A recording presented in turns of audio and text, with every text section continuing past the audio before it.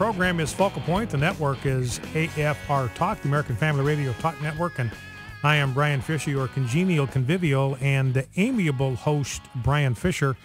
I want to welcome Steve Tybor of 8 Days of Hope to our decision maker line here in just a moment. But I want to read something from a New Orleans newspaper to give you an idea of what the 8 Days of Hope volunteers are doing in Louisiana. This is right out of the secular newspaper in Greater New Orleans. After Hurricane Isaac decimated her home on Marvin Garden Street in LaPlace last August, Yvonne Warren began to lose hope. As she sat in her living room, back to a dining room that had been stripped down to its wooden frame, barren of furniture and appliances, she recalled the hardships she endured after the storm. The roof was destroyed. We had to take the ceiling and bricks in the walls out.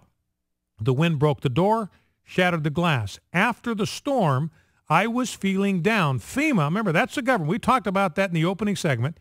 God never told government to exercise compassion and charity. He gave that responsibility to us. And here's what happens when it's in the charge of government.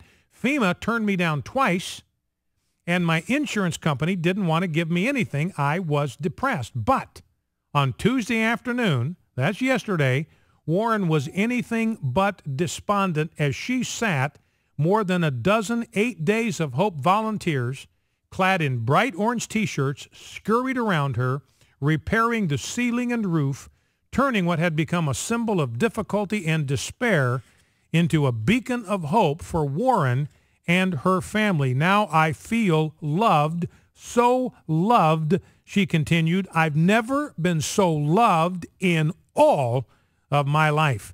And the guy that's helping to organize these volunteers and set them loose on needy families, New Orleans, is with us.